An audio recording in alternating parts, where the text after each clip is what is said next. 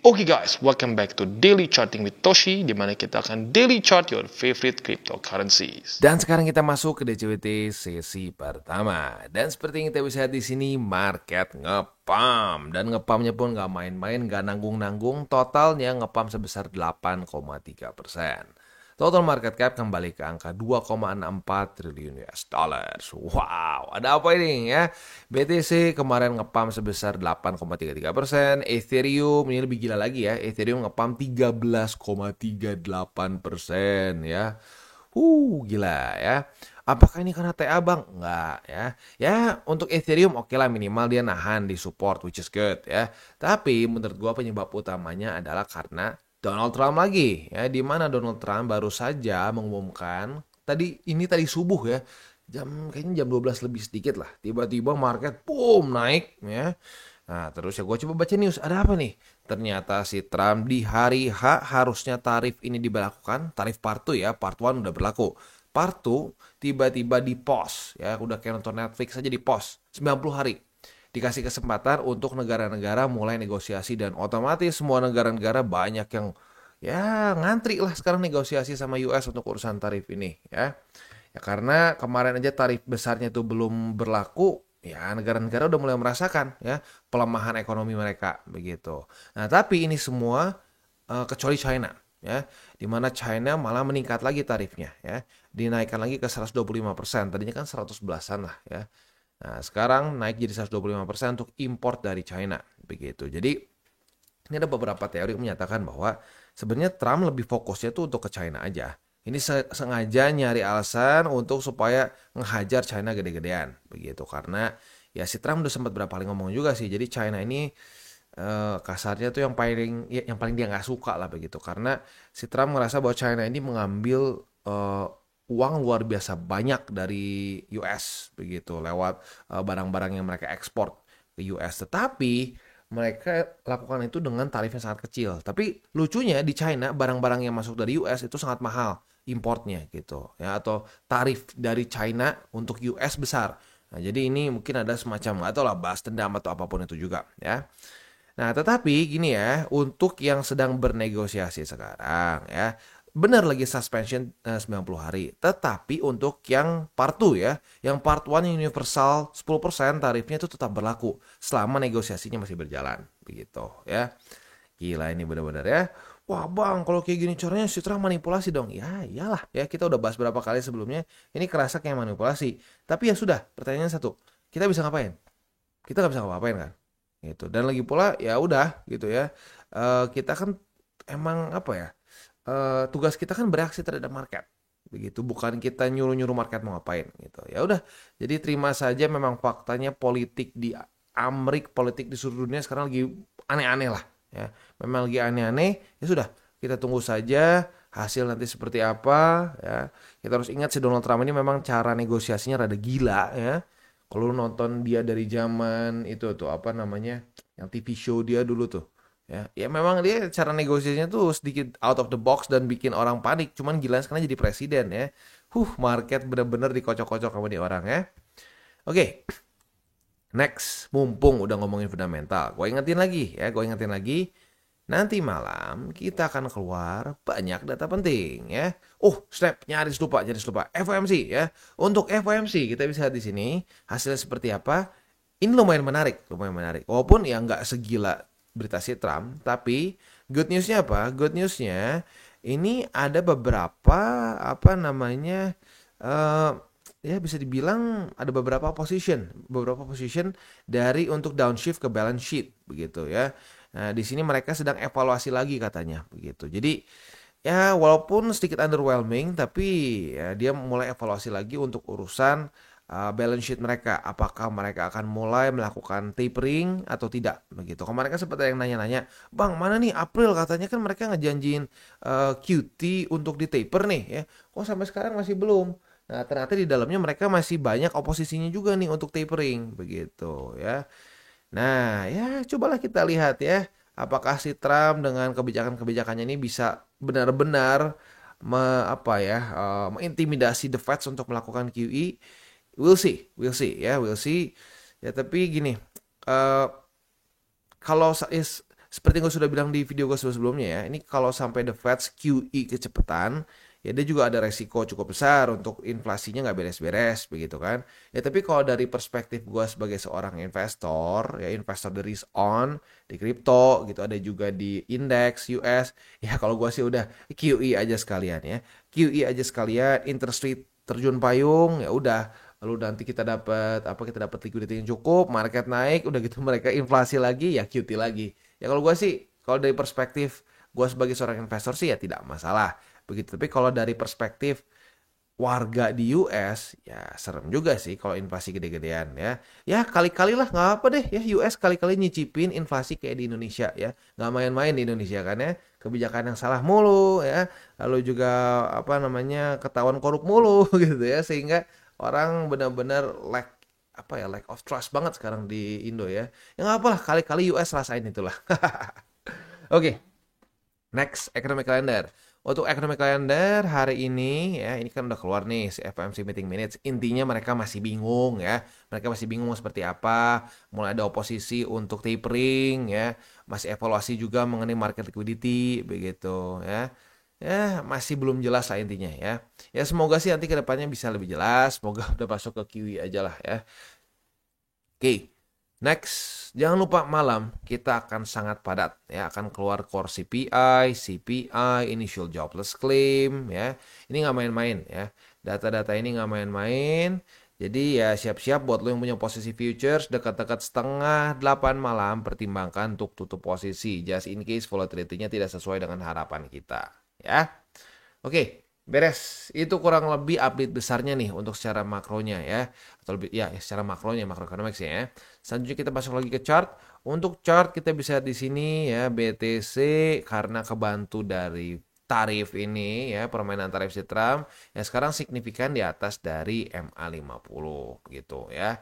Nah, sekarang tinggal pertanyaannya itu adalah bisa nggak nih weekly close? Masih 3 hari lagi, masih 3 hari lagi ya. Dan ya karena kebantu juga tarif ya, PR di daily udah beres semua otomatis ya, jebol kok, semua resistennya kehajar ya. Nah jadi baik lagi kalau menurut gua BTC yang sekarang lebih penting adalah weekly close-nya dalam 3 hari lebih 20 jam lagi ya. Apakah dia akan berpotensi untuk mulai membuat higher high atau tidak gitu ya. Dan kita sudah sering bahas juga mengenai BSB ini ya. Saat dia jebol, yang dibutuhkan oleh BTC adalah support yang cukup kuat sehingga dia bisa mulai melawan tren, mulai mencoba untuk reversal. Begitu yang terjadi seperti di sini juga nih, ya. Saat jebol, dia masih membuat lower high, lower low, lower high, lower low, akhirnya menemukan support di mana? MA50, ya. Ini terjadi retestnya itu di September 2024. Dia retest menemukan support yang cukup kuat, bahkan sudah 2 kali ya. Terjadi pertama di Agustus and then di September, lalu lanjut ke atas. Nah, setelah lanjut ke atas, ya yang penting adalah dia itu bisa mereclaim dan mantul di BSB untuk bisa melanjutkan journey dia, begitu ya. Nah, tapi proses perjalanan ini nggak sebentar, nggak cuma beberapa jam, nggak cuma beberapa hari. Ini takes weeks ya.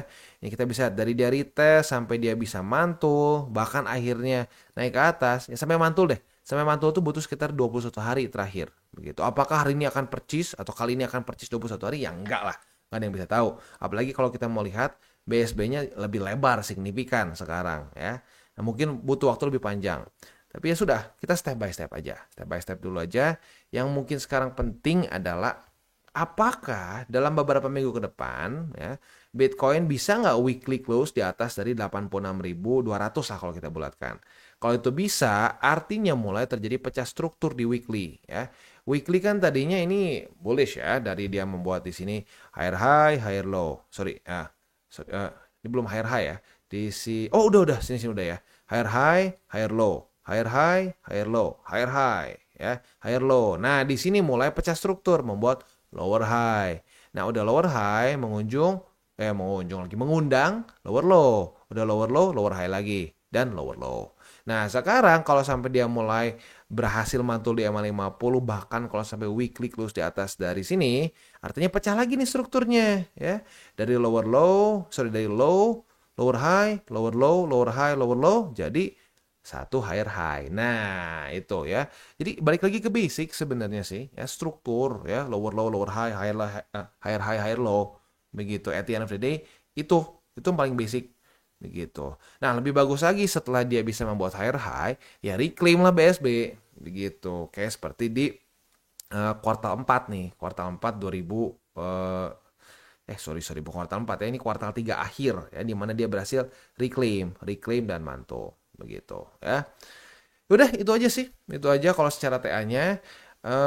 Mungkin kita lihat dulu ke indeks dolar sebelum gue lupa bahas ya, karena ini strukturnya sedikit berbeda dibandingkan dengan video-video sebelumnya ya.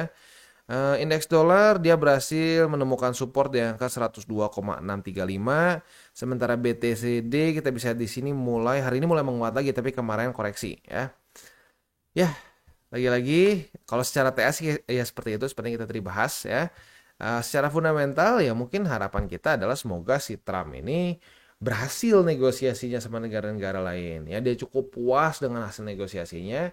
Jadi sama negara-negara kecuali China ketemu some common grounds begitu. Mungkin tetap ada tarif peningkatan tapi nggak sebesar yang sebelumnya begitu ya.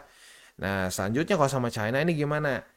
Ya, kalau sama China ya semoga mereka juga at the end of the day, kalau gue pribadi sih lebih prefer mereka ya udah ketemu agreement tertentu begitu. Jangan sampai 125%, ini gila gitu sebenarnya ya. Karena gini, walaupun China kalau lo perhatiin dari newsnya kan mau terlihat kita tidak perlu US, kita tidak perlu US. Sorry ya, gue bukan ngomong gimana ya, gue bukannya gue kayak wah pro Amerika atau pro China, enggak. Gini, realistically ya, kalau sampai China dapat tarif sebesar ini ya, itu siapa lagi yang mau ambil barang dari China kalau tarifnya sebesar ini gitu loh. Nah, dengan seperti itu ya berarti market terbesar dari China atau lebih tepatnya apa ya, negara yang paling banyak mereka ekspor salah satunya kan itu US gitu ya. Kebayang mereka kehilangan salah satu customer terbesar mereka begitu. So ya menurut gue at the end of the day ya ini China akan tetap juga nego gitu, at least behind closed doors begitu ya, nggak di depan publik begitu, tapi ya kemungkinan besar akan negosiasi juga. Nah, semoga hasil negosiasi semua ini ya udah ujung-ujungnya akan cenderung membuat market stabil gitu. Ya udah nggak akan ada permainan tarif lagi gitu. Dan ya lu udah bisa lihat sendiri lah ya, permainan tarif si Trump ini benar-benar luar biasa ya. Ya terjun payungnya gila-gilaan begitu. So ya semoga ini permainan tarif semua cepat beres. Semoga the Fed mulai tertekan untuk melakukan QE. I get it ya. Ini kemungkinan buat market US atau ekonomi US ke depannya nggak bagus. Tapi I don't know, I don't live in the US, so ya terserah lah. US juga udah banyak ini, cobain lah, rasain kali-kali inflasi kayak di Indo begitu ya.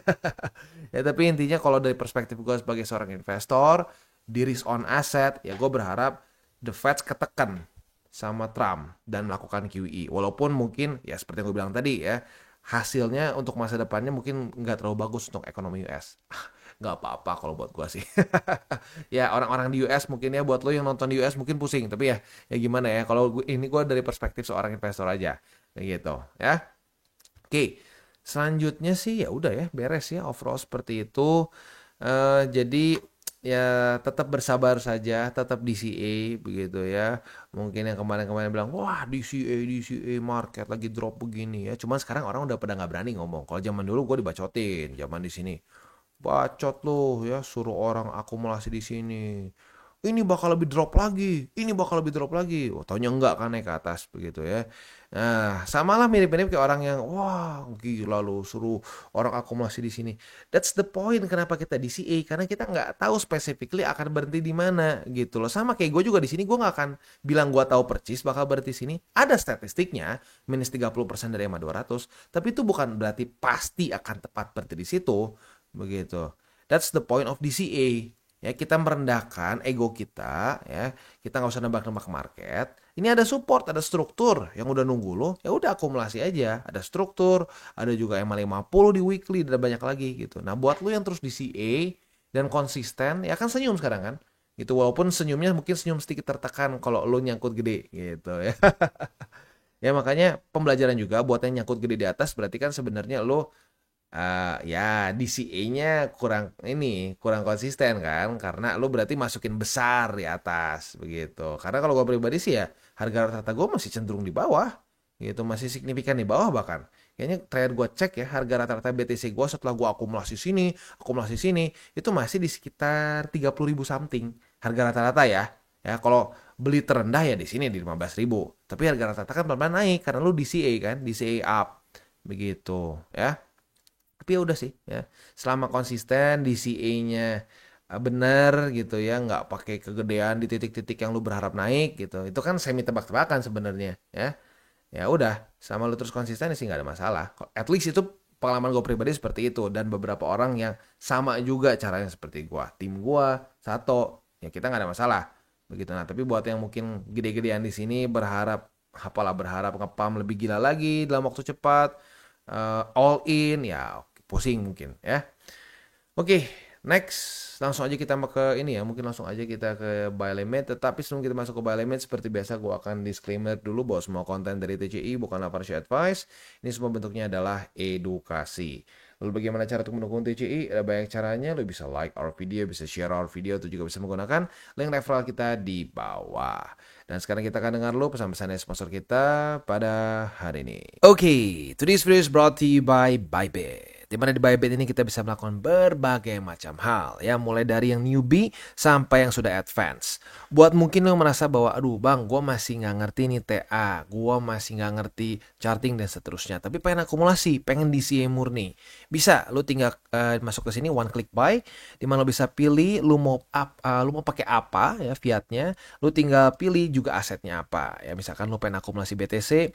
Misalkan setiap hari Senin jam 7 pagi, misalkan gue pengen akumulasi BTC sebesar 100.000 rupiah misalkan ya, lu bisa langsung lakukan di sini, bisa peer to peer, bisa Dana, Bank BRI dan lain-lain. Ini gila ya, bisa pakai BCA Mobile dan seterusnya. Jadi Bybit ini memang cocok banget buat orang-orang yang tinggal di Indo ya, bisa langsung pakai bank-bank yang memang sudah biasa kita pakai di Indo ya.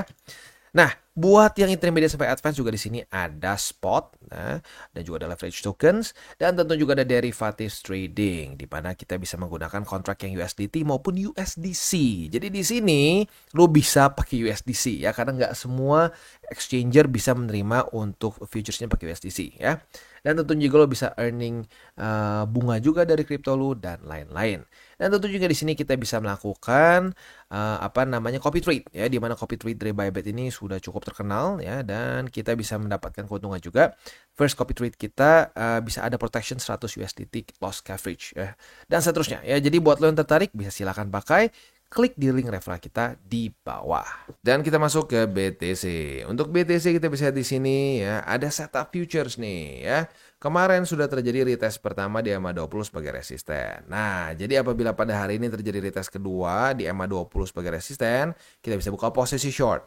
Nah, posisi shortnya ini target TP-nya ada dua.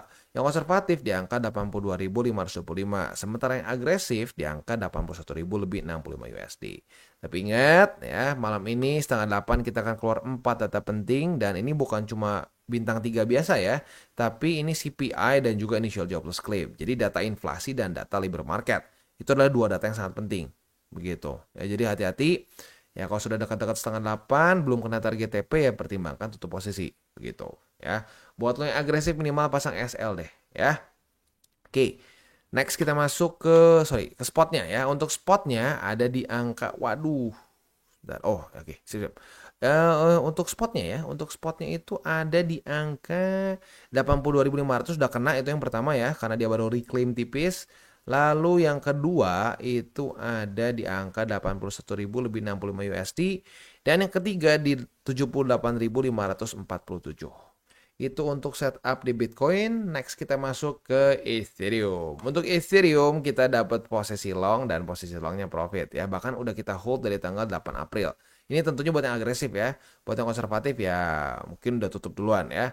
Nah, buat yang agresif, congratulations, profit sebesar 7,7% ya. Nah, buat lo yang bandel masih belum tutup juga posisinya sekarang, tutup ya, karena udah kena harusnya target TP ya. Hati-hati ya, kadang-kadang suka ada yang gini nih, wah bang ngapain bang ditutup, ini masih bisa lanjut lagi. Taunya kalau sampai drop, aduh gimana bang, gue tadinya kemarin udah profit. Itu sering kejadian. Nah, jadi SOP itu harus jelas, target TP-nya di mana, SL-nya di mana buat yang agresif ya. SOP-nya harus jelas, nggak bisa cuma ya nanti deh kalau gue udah kerasnya udah lebih nggak bullish baru gue tutup. Wah, nggak bisa kayak begitu ya. Jadi ingat ya, buat lo yang masih bandel target TP, please ya, tobat ya. Oke, untuk posisi spotnya terjadi reclaim ya, maka dari itu buy limitnya ada di angka 1536,9 dan 1429,8 ya, itu untuk DCA spotnya. Oke, selanjutnya ya mungkin kita akan masuk sedikit ke wejangan terutama untuk para newbies begitu. Please jangan FOMO, ya, jangan waduh waktunya all in, itu nggak tahu kenapa selalu ke triggernya waktu habis ngepump ya. Karena apa? Ya sebenarnya make sense sih FOMO karena fear of missing out. Lo takut ketinggalan gitu ya. Tapi the irony of it, orang-orang yang takut ketinggalan malah tambah minus begitu. Ya makanya sekali lagi untuk para newbies gue ingetin pentingnya untuk kita konsisten ya, untuk kita terus DCA ya. Wah, tapi Bang kalau DCA kan nanti nyangkut nih ya kalau kita beli di atas. Kan kalau lo DCA terus ke bawah harga rata-ratanya turun. Yang penting tuh bukan lo beli di mana, tapi harga rata-rata lo di mana? Kalau harga rata-rata lo turun ya sudah tidak ada masalah ikutan turun karena DCA. Itu kan sebenarnya matematika SMP SD itu ya harga rata-rata. Itu statistik yang bukan statistik yang aneh-aneh harga rata-rata tuh ya ngitung itu. Ya, jadi please ya. Ini pentingnya kenapa kita konsisten DCA begitu ya. Dan please jangan FOMO, resisten jangan dibeli ya. Kita kan udah bahas lagi nih ya, setelah reclaim ada beberapa lagi setup futures. Bukan setup futures tapi setup untuk DCA spot ya. Nah ya udah, lu dikasih kesempatan buat DCA sekarang gitu. Dan jangan gini nih, ini kebiasaan yang buruk juga. Setelah ngepump FOMO jadi DCA-nya lebih gede. Wah, ketinggalan kemarin gue belum masuk nih bang, gue nggak dengerin lu sih ya, gue nggak percaya, gue bilang bakal 40, 50, 15, bangke lah itu banyak banget yang udah tebak-tebakan sekarang ya. Ya sekarang gue gede bang, soalnya gue takut ketinggalan. Itu apa bedanya sama all in kalau gitu caranya ya, digede-gedein gitu. Enggak, pelurunya tetap normal, jangan diubah-ubah gitu ya. Tapi bang gimana kalau nggak dapat lagi? Ya itu namanya selalu sendiri, kemarin dikasih kesempatan nggak beli begitu ya. Kalau masih dikasih kesempatan ya udah ya, nanti bisa DCA. Kalau enggak ya udah, lu jadiin pembelajaran. Makanya DCA itu konsisten gitu ya. Oke, kita tutup dengan 3 golden rules. Jangan pakai uang panas, jangan over leverage, berpikirlah jangka panjang, dan yang terakhir apa? Salam tabur tuai. Apa lo tabur akan lo tuai, jadi taburlah sebanyak mungkin hal baik. Oke guys, jadi itu adalah akhir dari segmen DCWT kita pada hari ini. Dan jangan lupa bagi kalian yang merasakan manfaat dari segmen ini, jangan lupa untuk share ke teman-teman kalian. Dan apabila lu pengen mensupport channel kita, ya TCI, jangan lupa untuk menggunakan link referral kita di bawah. Nggak wajib ya, tetapi apabila lu menggunakan link referral kita di bawah, ada macam-macam ya, dari Bybit, Huobi, Maxi, toko kripto, dan banyak lagi ya. Ya, walaupun nggak wajib, tapi kalau menggunakan link referral kita, lu secara langsung membantu perkembangan dari TCI. Dan satu lagi, jangan lupa juga untuk join Telegram group kita, di mana kita bisa ngobrol-ngobrol santai mengenai dunia cryptocurrency secara dua arah. So, jangan lupa untuk like, subscribe, click the bell icon, and see you on the next video.